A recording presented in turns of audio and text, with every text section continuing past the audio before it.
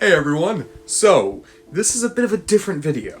I have so many people who watch especially my Transformers videos and some of the Godzilla videos I've been doing recently, and they ask the same thing. Where do I get my figures? How do I have so many? How do they start a collection up? And I try to reply in the comments, but there's only so much you can really say through a tiny text blurb, right? So, this is RonBonDujon's 10 tips for collecting, both starting a collection and maintaining a collection.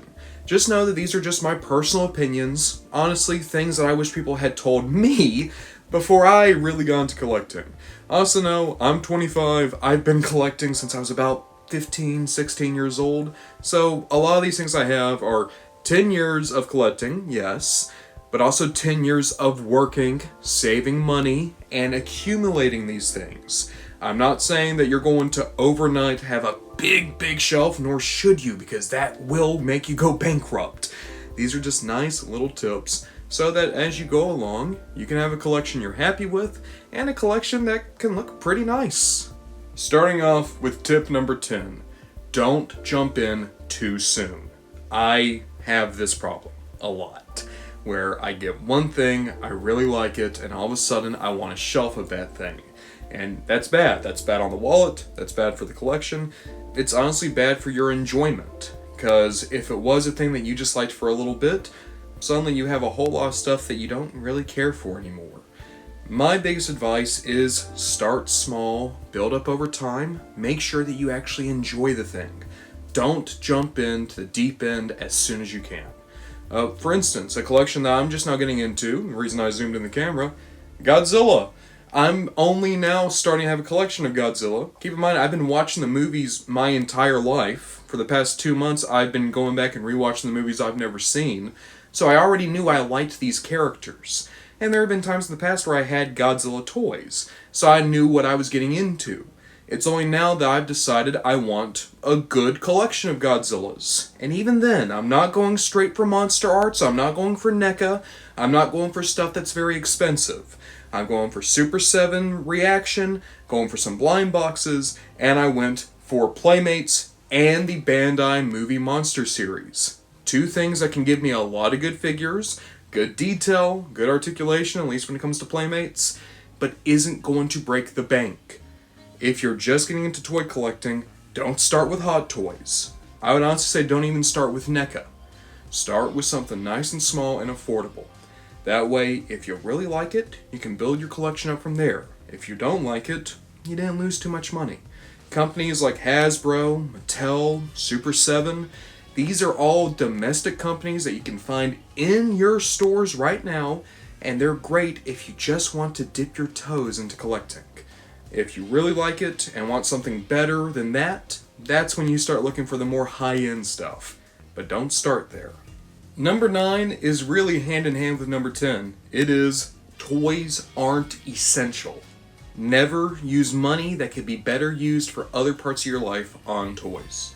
Again, this is something that it doesn't matter how many times I hear it, how many times people tell it to me, it's easy to forget. Part of collecting and part of enjoying these things, it's almost like you're looking for that rush. You know, you need the next thing, you need the next toy. But sometimes that can put you in a really bad bind.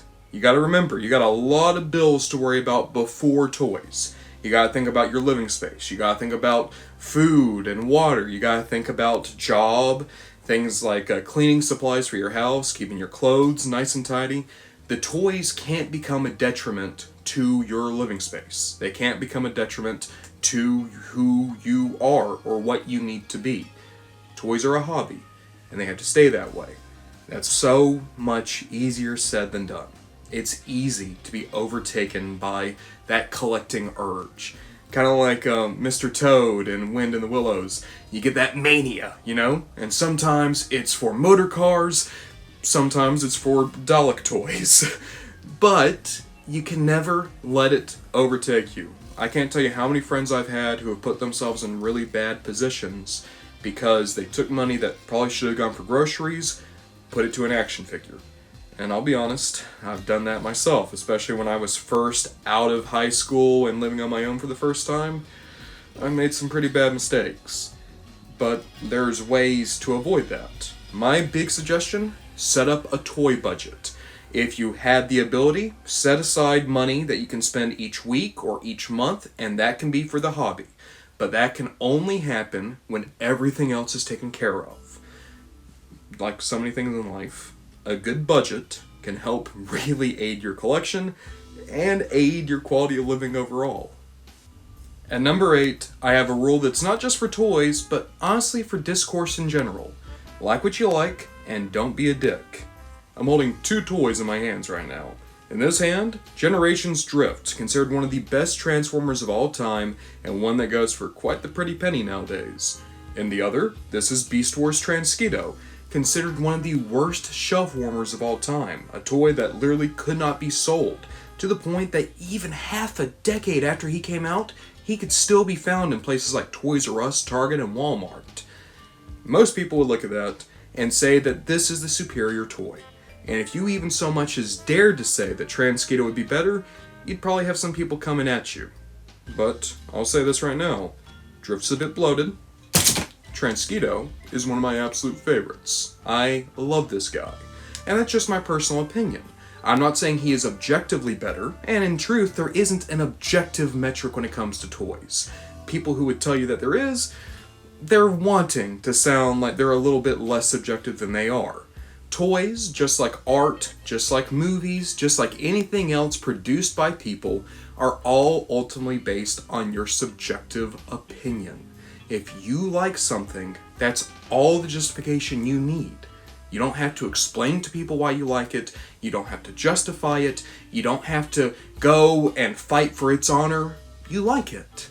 At the same time, that means that if you don't like something, that doesn't give you a right to go and harass people over what they enjoy. Now, there's obviously limitations to this. If someone's thing is leading to people being hurt, probably not okay to like that thing. But in terms of toys, in terms of simple little toys, there's not a reason for people to get up in arms over Transketo and Drift. Like what you like, respect other people's opinions, and at the end of the day, we get to have a lot more fun conversation, because it'd be really boring if every single person on YouTube and on the internet had a list of 20 Transformers figures that always had to be considered the best. Between you and me, if I hear one more person say G1 Optimus Prime is one of the best Transformers of all time, I'm gonna go crazy. It's okay to like weird things. It's okay to like bad things. Bad in terms of quality, not bad in terms of illegal. Number 7 is yet another urge that's so hard to fight, but it's fight FOMO. Fight the fear of missing out. A big thing that's going to be a drain on your resources and ultimately might lead to you not liking your collection is the need to experience things when they are brand new. As a collector, I feel that all the time. It's really hard to see a toy that you think is really cool and not get it then and there. But there's often a good reason to hold off on some of these purchases. I mean, if I didn't have FOMO, maybe I wouldn't have wound up selling all my Siege toys to get a lot of the Earthrise toys.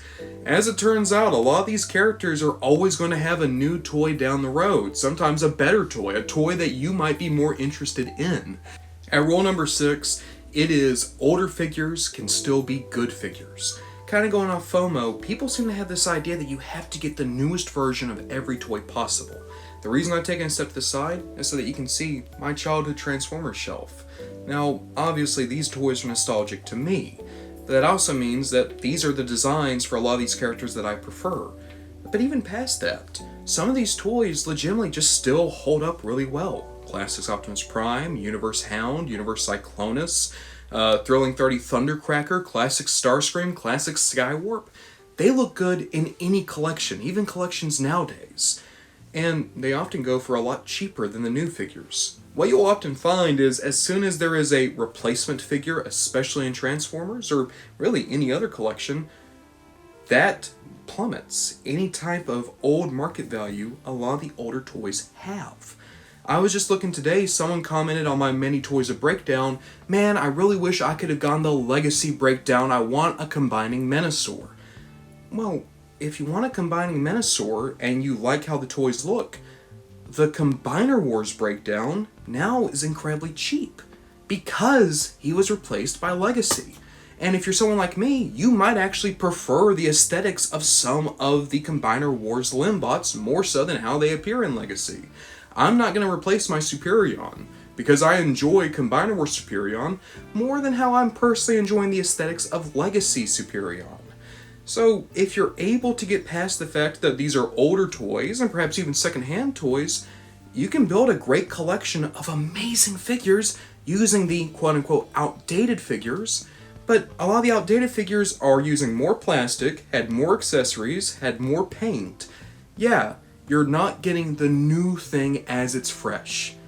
But there's such an amazing backlog of toys that you're able to get for pretty cheap. Rule number 5 might be a bit controversial, especially if you're considering resale value. But me personally, when I really want a character, I might not be considering what type of resale value I can get for it down the line. I just want it in my collection, right? And that is, no guns, no issue. In my hand, I am holding Universe 1.0 Razor Claw, an absolute behemoth of a toy. Wonderfully detailed, amazing, and expensive. If you go on eBay or go to comic shops and find him, not only is he hard to even come across, but when you do, he tends to be very expensive. I'm talking triple digits expensive. I got mine for $30. Why was mine $30? Well, his body's in great condition, the paint's perfect, there's no damage. He doesn't have any of his accessories, no missiles, no guns, nothing. And that killed his resale value. Now, if you are looking at toys as an investment, which you shouldn't because that's a horrible investment, then that is a deal killer. But if you are a fan and you just want an amazing looking toy for your display, a figure that you've wanted literally since you were a kid, $30 for a Razor Claw is insane. That's such a good deal. Because look at him. He's an absolute titan. A wonderful, wonderful, wonderful toy. Guns and missiles or not. So I see a lot of people who will go on eBay or go to comic shops, and the idea that a figure doesn't have all of its accessories is a deal killer. What I tell you is, it can actually be a great way to get figures that are physically complete. And if you want the accessories, you can always buy a junker figure later on, or just the accessories alone, and you would probably still be saving money compared to if you got the figure complete in one go. These are all ways that you can build up a collection of even rarer figures without absolutely driving your wallet to the point of starvation. I'm gonna be honest, I have some friends who work at a toy shop who are probably gonna kill me when they see this video. But again, accessories are nice. If you can get them, get them. If you can keep them, keep them. But if the nunchuck is the difference between you having animated jazz and not having animated jazz, and animated jazz is the toy you've been looking for years, who cares about the nunchuck? Just grab the jazz, and he's going to be cheaper that way. And there's always options if you do want to make them complete later on. This next rule, admittedly, is a lot more for my Transformers fans than anyone else. But it's the question, do you want the character, or do you just want the mold? A lot of times, the character that the mold is painted as is going to make that figure more or less expensive.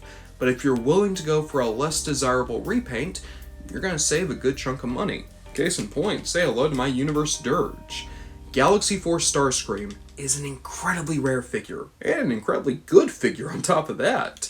But he did have a couple of repaints. The Skywarp repaint that people did for the Legends class Starscream goes for a lot of money. But if you were to go for the actual Voyager-sized Starscream, he had another Starscream that looked like Thrust, and they did Dirge. Dirge is not very well liked. It takes a mold and admittedly puts some pretty dull colors on them. But if you're like me and just wanted to experience the mold and didn't care about the character, Dirge was my way to get the mold. There are so many examples out there of a character or a mold having a worse deco and as a result being so much cheaper. Another great example would be the Siege figures as compared to Earthrise and Netflix versions of the figures. The standard retail Chromia and the standard retail Optimus Prime go for pennies on the dollar still, whereas the Netflix Siege Optimus and the Netflix Siege Chromia go for a good bit more money. If there is a better repaint out there, the quote-unquote worser repaint is not going to retain value, which might suck for anyone out there who's trying to invest in toys. Again, don't do that. But if you would just like the character or just like to experience the toy and don't care about what the paint looks like, it's a wonderful avenue. Now, this is going to sound cynical, but I think it's also an important rule to know. It doesn't have to be hard to say goodbye. Sometimes you try a collection out and it just isn't for you. Maybe you can catch that in the first few figures you buy. Other times you might be pretty deep into that collection. These are my Hasbro Mr. Perfect and Bret Hart. I used to have over 100 of the WWF Hasbro line from the 90s. Past that, I had nearly 1,000 wrestling toys. But now I have a single shelf of wrestling figures, and I don't want any more than that. Truth be told, I just don't have the same love for wrestling I did when I was young. It's a combination of real life stuff, and also, maybe it just isn't for me. That doesn't mean wrestling's bad, it just means I've changed, and my tastes have changed. And even a toy line that even just a few years ago I would have called my favorite toy line of all time, maybe it doesn't have much appeal to me anymore. I still have my favorites. I have my Bret Hart, I have my Mr. Perfect, I have Macho Man and Razor Ramon and the Texas Tornado, but that's all I really need. If I don't like Hulk Hogan, why do I have 4 Hulk Hogans? And that was just in the Hasbro line. I had 30 Hulk Hogans and don't like Hulk Hogan. I got them because it was for the wrestling collection. And eventually I don't like the wrestling collection because I have so many people I don't like as toys.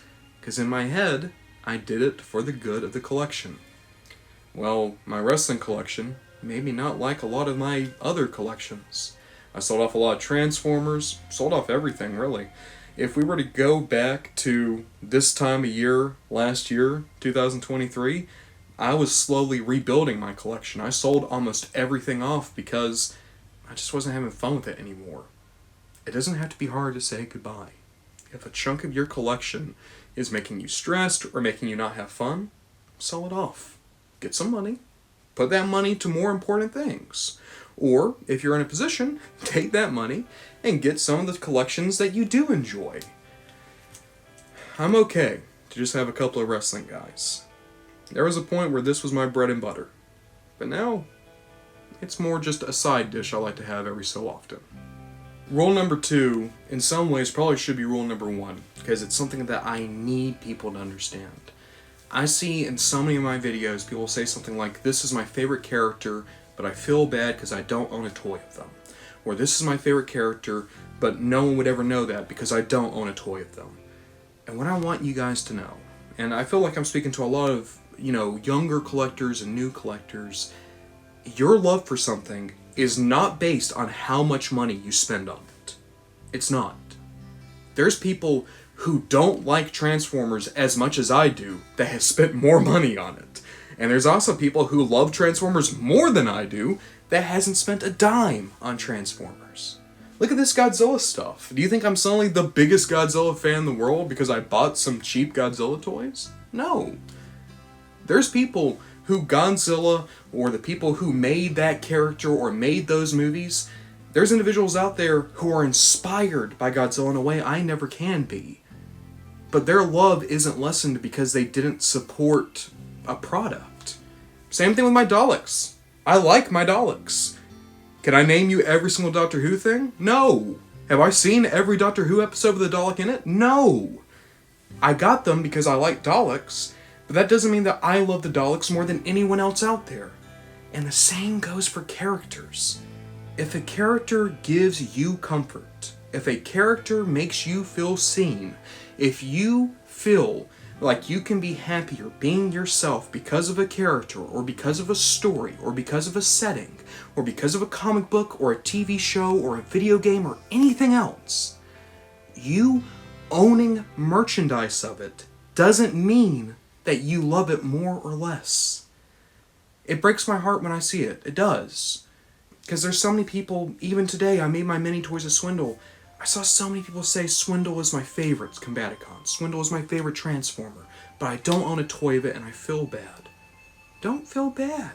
You'll come across a swindle eventually, if you want to find one, that is.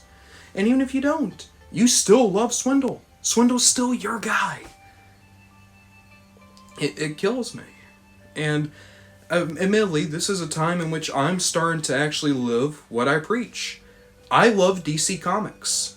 DC Comics make some of my favorite characters ever. And I used to have a big DC collection. But I wasn't happy with it. I didn't like a lot of those toys. So I sold a lot of them off. I still have some basic stuff like my Legion of Doom, my NECA Christopher Reeve Superman.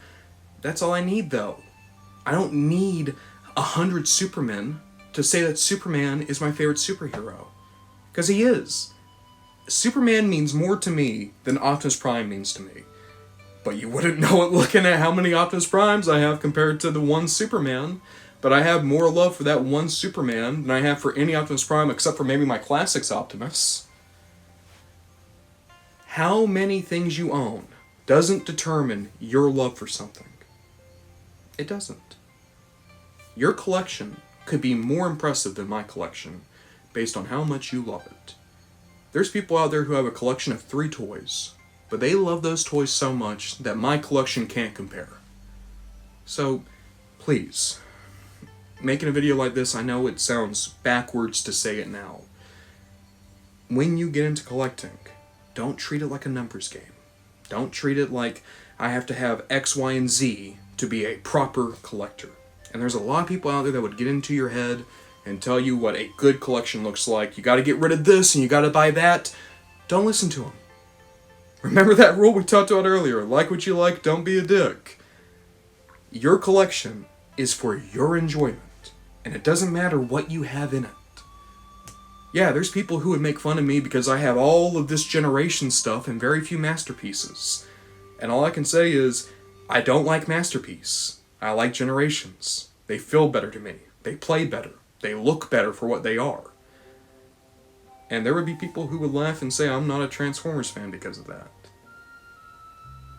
How many toys you have, how much money you spend on it, doesn't determine how much you like something. You love something because it means something to you. And you don't need to spend a lot of money for something to be important. And that leaves us to just number 1. And I feel like it is probably the most important one here. Don't lose the love. It's easy for collecting to become a numbers game. How many toys do I own? How many shelves can I fill up? And it's miserable. I had to do a complete reset on my collection. Sold off a lot of things. And now I'm happy with my collection. Yeah, it's like 90% Transformers, with a little bit of Dragon Ball and a little bit of Hamtaro, and like 3 Marvel dudes and 2 DC guys and a few wrestling guys and a shelf of Daleks with no Doctor Who figures. That's what makes my collection special to me. It has the stuff I like, and I don't bother with the stuff I don't care about. But there's more to it than that. There's always options when you're building up a collection. The figures you go for, how much money you're going to spend. A thing I really need to stress to young collectors, new collectors, people who are just getting into this. Don't dive in too quick. I know that was rule number 10, but it comes right back around here at rule number 1. Take your time with your toys. Enjoy them. Appreciate them. Learn what they are, how they move, how they work. There's a lot of people out there who will buy 20 toys at a time, and then they all go on the shelf, and there's nothing special. I know, because I did that. I did that for so long, and it killed my love of my collection. Because I look around and it's like, I didn't even mess with any of these things. That's why I have the new rule. Before something gets added to the shelf, I gotta review it. And if it was so boring that I couldn't enjoy reviewing it, that's a toy that wasn't meant for me. It's actually a pretty good way to filter this stuff out. And you don't need to make videos for it. Just play with it. Open up one box at a time. Spend 30 minutes. Just play with that toy. Take some photos. Maybe do your own reviews. Or just find poses for it. Make a cool display somewhere in your collection. Make these things important. Make these things special. Again, you don't need to outnumber my collection to have a better collection than me. All you need to do is love what you have. You can add to it. It's patience. It's all a game of patience. It takes 10 years to get a collection like this. And there's people who have been doing this for 30, 40, 50 years and have collections that put mine to shame. But it's because we did this as well as we could. Go to flea markets. Go to secondhand shops. Get the figures that don't have the guns. Go for some of the awkward repaints. Get the things that mean something to you. Don't just blanket buy every single thing that looks like something you might like. Give it some time. Little tips. And I hope that they're going to help you on your own collecting journey. This is the type of thing that I wish I would have had when I started collecting, because when I jumped in, there's a lot of stuff I really didn't need. Sorry guys, I had to get like a little 2007 Cliff Jumper cameo here. I've been standing right in front of him this whole time. It'd be weird if he didn't come up and join me at least once. The plan right now is this video is going to be going up on Christmas Eve. So, Merry Christmas if you celebrate Christmas. Otherwise, Happy Holidays, Happy Hanukkah, Happy Kwanzaa. If any of you don't subscribe to any particular thing, Happy today. What day would this be? Would this be Tuesday? Happy Tuesday. Happy New Year's, right around the corner. I hope that you guys are able to get something out of this. It's a very niche thing we're into, toy collecting. Even more niche if we're focused specifically on Transformers. But that's what makes the fandom great. And I hate it. I hate it! Whenever I see people in the fandom arguing over who has the best collection, who has the best version of a toy. Oh, look at me. I hate 07 movie Cliff Jumper. I got the new age red ball destroyer. I don't know.